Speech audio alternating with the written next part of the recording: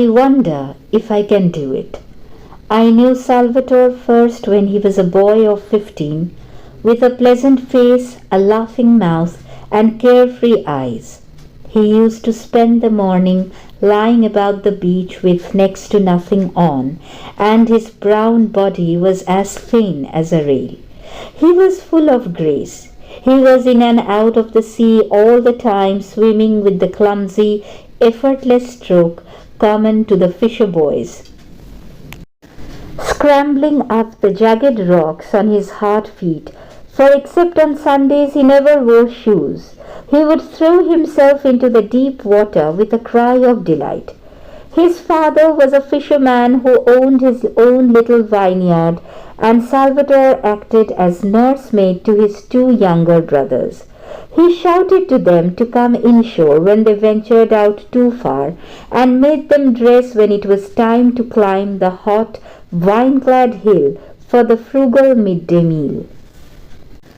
But boys in those southern parts grow apace, and in a little while he was madly in love with a pretty girl who lived on the Grande Marina. She had eyes like forest pools and held herself like a daughter of the Caesars.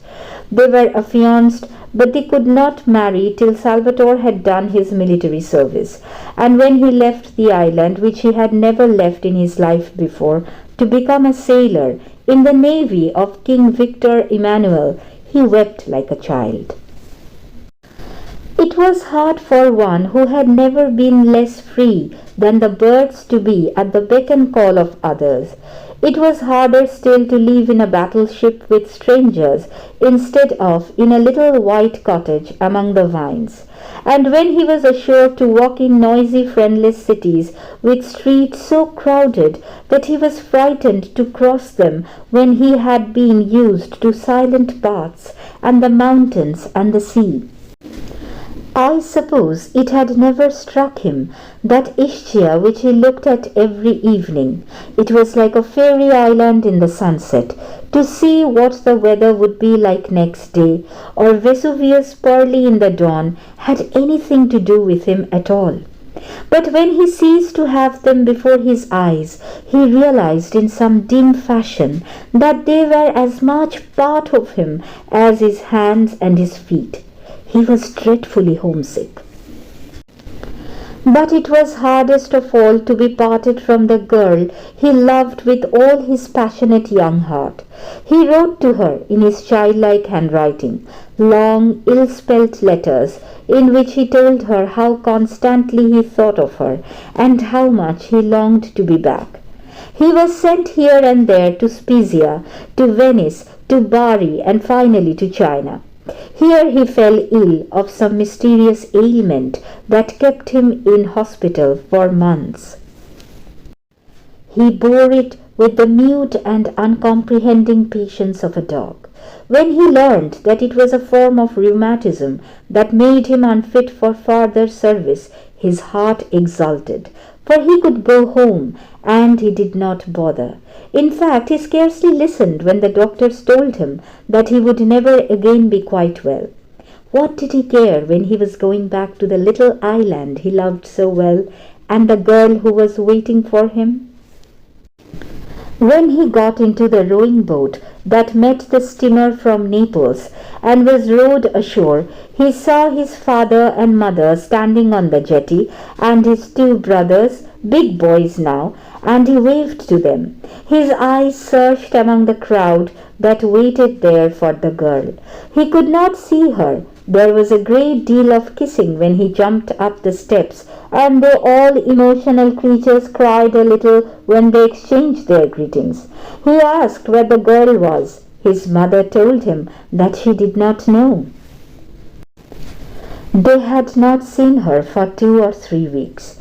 So in the evening, when the moon was shining over the placid sea and the lights of Naples twinkled in the distance, he walked down to the Grande Marina to her house. She was sitting on the doorstep with her mother. He was a little shy because he had not seen her for so long. He asked her if she had not received the letter that he had written to her to say that he was coming home. Yes, They had received a letter, and they had been told by another of the island boys that he was ill. Yes, that was why he was back. Was it not a piece of luck? Oh, but they had heard that he would never be quite well again. The doctor talked a lot of nonsense, but he knew very well that now he was home again he would recover. They were silent for a little, and then the mother nudged the girl. She did not try to soften the blow.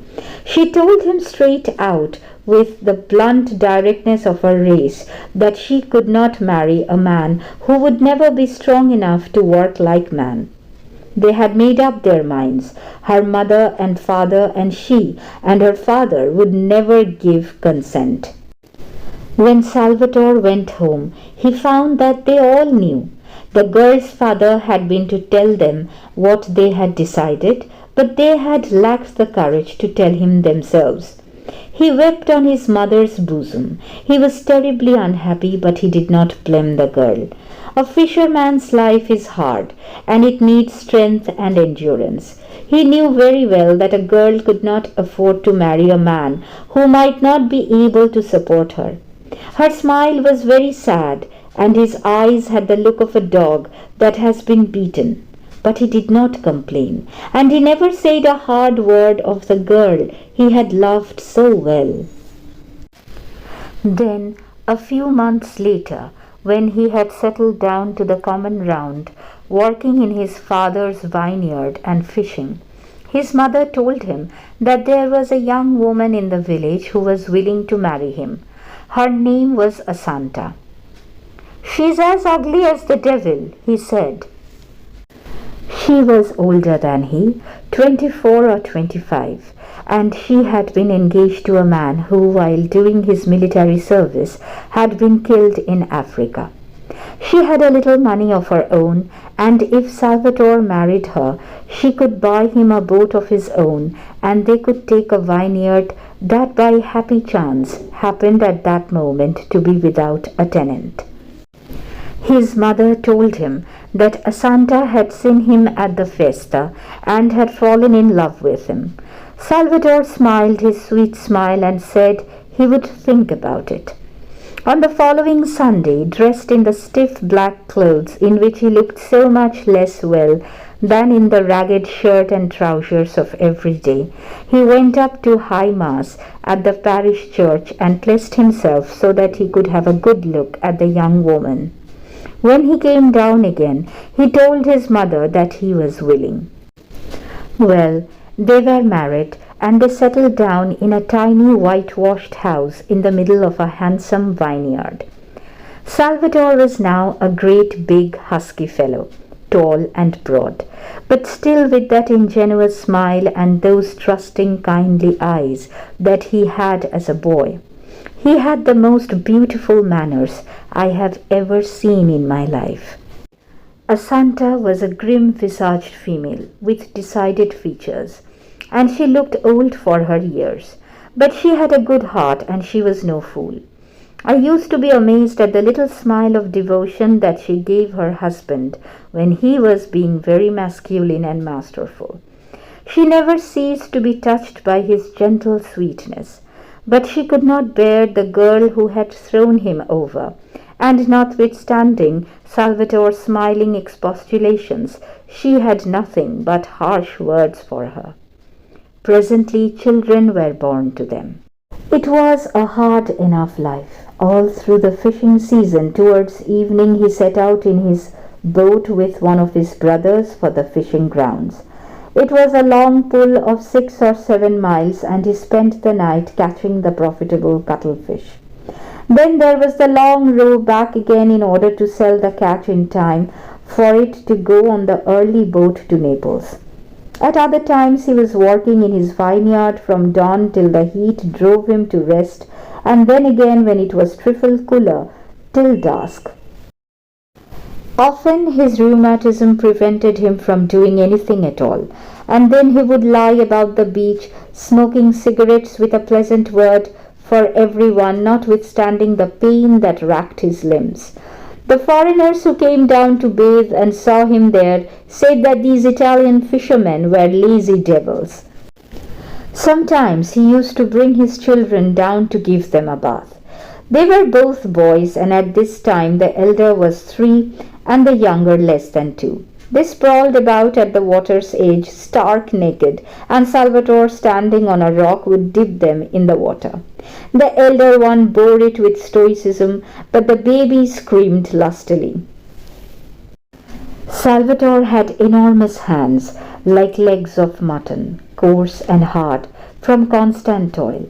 But when he bathed his children, holding them so tenderly, drying them with delicate care, upon my word, they were like flowers. He would sit the naked baby on the palm of his hand and hold him up, laughing a little at his smallness, and his laugh was like the laughter of an angel. His eyes then were as candid as his child's. I started by saying that I wondered if I could do it, and now I must tell you what it is that I have tried to do. I wanted to see whether I could hold your attention for a few pages, while I drew for you the portrait of a man, just an ordinary fisherman who possessed nothing in the world, except the quality which is the rarest, the most precious and the loveliest that anyone can have. Heaven only knows why he should so strangely and unexpectedly have possessed it. All I know is that it shone in him with a radiance that, if it had not been unconscious and so humble, would have been to the common run of men hardly bearable. And in case you have not guessed what the quality was, I will tell you. Goodness, just goodness.